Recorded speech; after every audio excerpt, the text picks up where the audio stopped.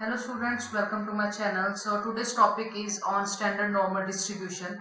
We'll be discussing how to implement this in MATLAB, and before moving to the coding part, we'll be discussing something related to normal distribution, what exactly it is and how it works, what are different applications, and then we'll directly move to coding part.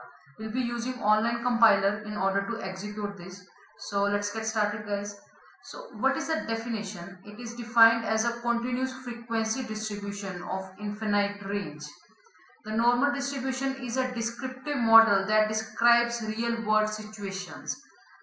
What is basic importance to use this and why basically we use it? Many dependent variables are commonly assumed to be normally distributed in the population. If a variance is approximately normally distributed, we can make inferences about values of that variable. Basically, different things are used in order to plot a graph, and generally it is in the shape of bell curve. If we talk about normal distribution of anything, it is in the form of a bell shape. The example is already shown over here, right? So it looks something like this, and mean of that is always residing at the center. So if we talk about let's take an example. If we talk about some students taking exam, or if you are evaluating students over something, in that case, so suppose you are marking marks out of 10, right? So majority of students will be taking, let's say suppose they are taking 8 marks, so the 50% will be lying on this side and 50% of them will be lying on this side. So it works like that, right? So it is basically this graph is basically created with the help of mathematical models, and formulas are behind it, and we are not getting into the details of it. We are basically discussing the major advantages and uses of this. If we talk about this diagram, 60% of data lies between, this is basically the 0 point, this is -1, this is +1. That is, if we talk about a normal distribution, the mean is 0 in that case. So there will be total 68% of data that will be deviating from mean by 1 magnitude, right? And this is -2. This is +2. If we talk about the deviation from mean with the factor of 2, then it will be 90% of data will be covered in that area, right? It works like that. And this is nothing but -3 and +3. This is a bell-shaped curve, and the edges are at the edges it is asymptotic, and it's not touching the x-axis. All the entries will be above x-axis always, right? So let's discuss one example in this case. Example of a normal distribution. DGP University conducts placement examination of all incoming freshmen. The examination scores of the 1,000 examinee last semester were approximately normally distributed with a mean score of 80 and standard deviation 5. So the mean score is 80 and standard deviation is nothing but 5.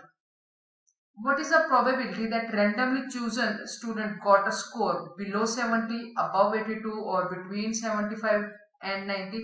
So for these type of calculations, we use normal distribution of or bell-shaped curve in general, right? To just figure out if on the basis of some students, or if on the basis of in this example we have just plotted that in form of curve, and then we can figure out with the help of the formula, the mathematical formula behind the normal distribution curve, that how to fetch if some students got a score below 70, then what is the probability of that, right? So it is used in these type of scenarios.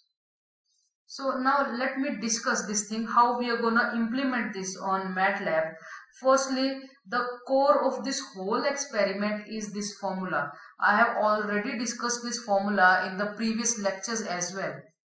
In the last lecture, we discussed this rand function and what exactly it is used for. We have discussed it, right? If you remember, I'll be putting the link of that video in the I button and also in the description, so that you can figure out how randn works, right? So this randn is basically creating a randomly generated number. This x it will be having, let's say for an example, I'm taking R and C as 10 and 5, that is rows 10 and 5 columns, total 50 entries, right? So 50 entries will be generated by executing this formula. So what we are mentioning over it, here we will be mentioning mean, here we will be mentioning variance, and this randn function will be creating, or this whole expression will be creating an array x of size 10:5 having 50 entries, and mean of these will be mentioned by the user only. Suppose I am taking mean as 1 and variance as 2. So for mean 1 and variance 2, there will be 50 entries. By executing this statement, will be getting 50 entries. The size, you can just mention the size, it's up to you. So now we'll be discussing how this x variable or x array is taking us to the normal distribution curve. So now we have we have total 50 values having mean 1 and variance 2. Now we need to plot this. Now how to do that? Firstly, we'll be using a function, inbuilt function in MATLAB, that is called as linspace, right? We'll be putting these as parameters. Now what A is and what B is and what NOB is.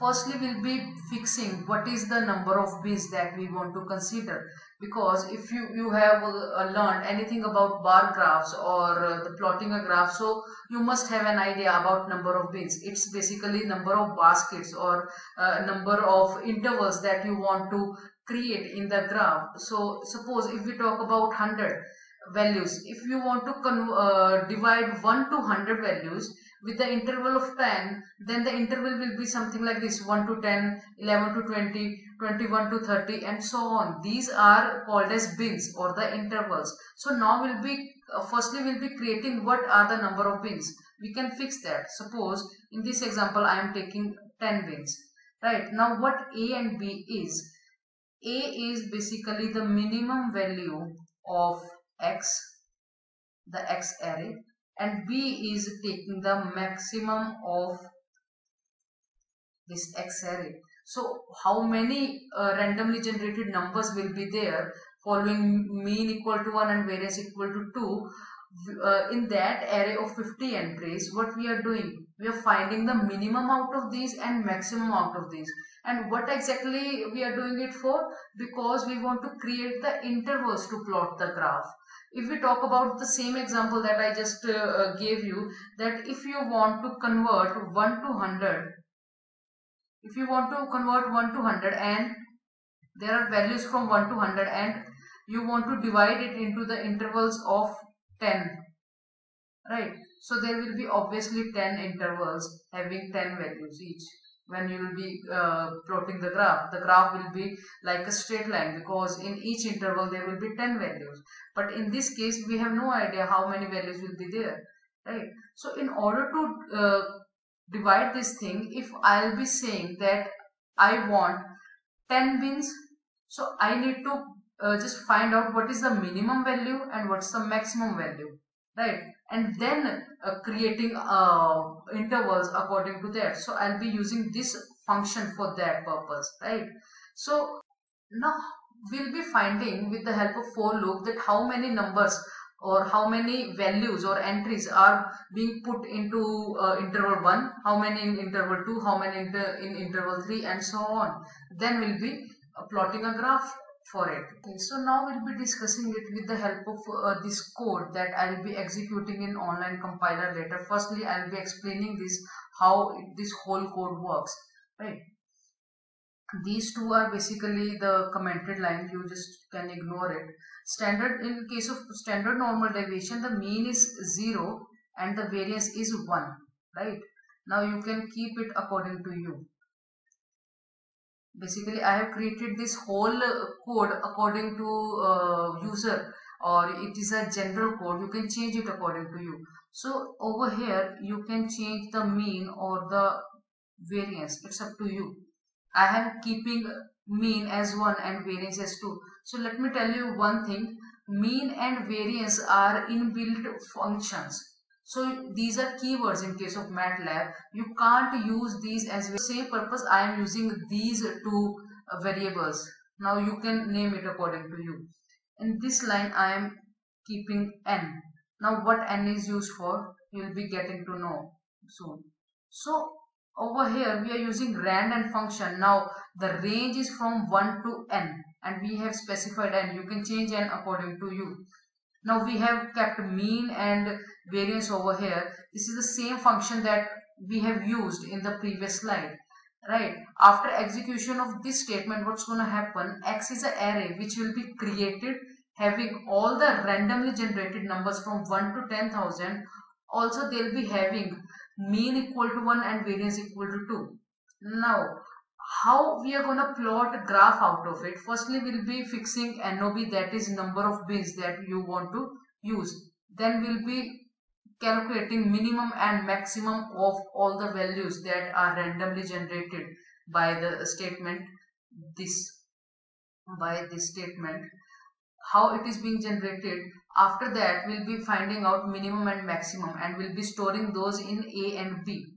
Now in this statement what is happening, in an array named as AA, what we are doing, linspace is a function which is basically stands for linearly spaced vector. In order to find out a linearly spaced, in this case we are using this particular function.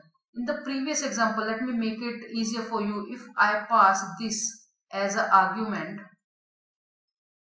that is 1 the minimum and 100 as a maximum and 10 as a number of bins, so it will divide this whole range, linspace will divide this whole range in intervals, and those interval will be something like this, that is 1 to 10, 11 to 20, 21 to 30 and so on. Now according to the randomly generated values, those are kept in X, we are generating these intervals. Now count will be an array which will be having all the entries, those are coming in one particular interval. So with the help of this we'll be finding out first interval ke andar how many entries are there, in the second interval how many entries are there, and so on. I'll be explaining this y variable in a while, so just wait for it. So if you don't know how this size function works, size function is basically creating an array and the size of the array, that is the count array, will be having size which is equal to the size of AA array, right? So here is the main code, that is of for loop. Firstly, I loop is basically for the intervals. We are checking the intervals over here, and in this case we are checking all the values of x. So if you check, j loop is from 1 to length of x. That means for each interval it will be checking that particular value, that is x of j will be checked in each interval and will be checked. Suppose in this case it will be checked whether it lies from 1 to 10, whether it lies from 11 to 20, whether it lies from 21 to 30 and so on. Basically it's trying to find out in what interval it's being there, right? So this code is basically checking out, if statement is there, to check out in which interval it lies, and in whatever interval it lies the count of I will be increment. So in this case we are taking 10 intervals. So 10 intervals will be having something like this. Suppose some x value, x of j lies in, just assume for the current value of j, it lies in interval 5. So we'll be doing what? We'll be incrementing count of 5. will be incrementing count of 5. It works like that.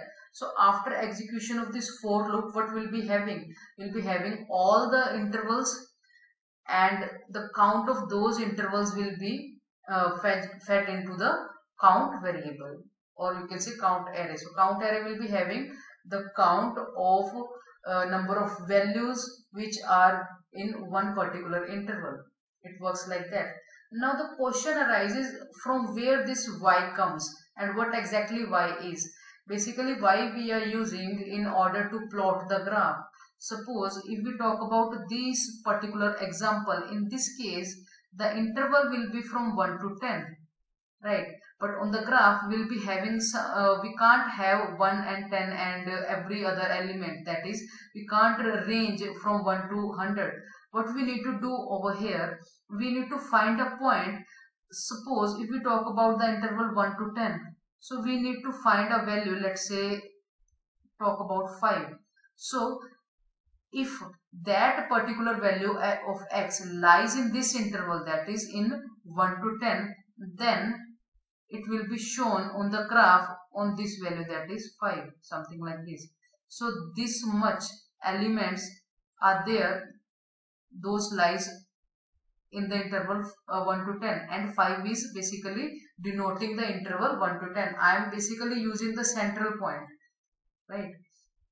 So if you check, yi is nothing but it is having aa of I plus aa of I plus 1 divided by 2, that is the value between 2 points. We are fixing the center point. This is aa of I, this is aa of I plus 1. The center point of these two landmarks is basically yi, right? It's just for the simplicity of plotting the graph. Now we are almost at the end of this discussion. So how it is being plotted? So basically I am choosing two variables O and P. Now O will be having all the values of y and P will be having all the counts. Now if you check in the count variable, I am keeping it from 1 to n and divided by n. Now why we are dividing it by n? Because basically we are talking about probability distribution. This is nothing but a distribution, so will be divided by n. Suppose in one interval there are 200 values, so 200 is of what percentage of the total size? So out of 10,000 or out of the n values, how many are in that particular interval? To figure out that, we are divided it by n, right? So after that you can plot it. Now you can either use this to plot the graph, it will be in the form of graph. If you are dividing it by this, it will be in the form of a bar graph. Now I'll be moving this whole screen, I'll be keeping it. So now we are at our online compiler. So now this is the same code that I just showed you in that slide, right? So I'm just zooming it for you guys. You can check, this is the same code, exactly same. Basically I just copied it from here to there, right? So everything is written over here, you can just check it out. So for first execution I'll be using bar graph and then we'll be using the plot one, right? So I'm just minimizing it, I just zoomed it just to give you an idea that I'm using the same code. Now I'm just running this code, and if you can check, these are the variables that we used. You can check, this is the size of O, this is the size of P that we want to plot, this is the array Y that we created, this is the count array that we have created. So now I'll be showing you the graph. This is the bar graph. You can check, it is in the form of bell. This is a bell-shaped curve. And this was our target and it's achieved, right? So I'm doing one small alteration in the code. Now I'll be showing you with the plot command, I'll be executing it. Sorry, I just forgot to save it. Now I am running it. So now this is your graph. You can clearly check out, this is nothing but the bell-shaped curve that we want to achieve. So it's done, guys. So you can execute the same code, right? It's very easy. It's nothing complicated in this. You just need to write the code,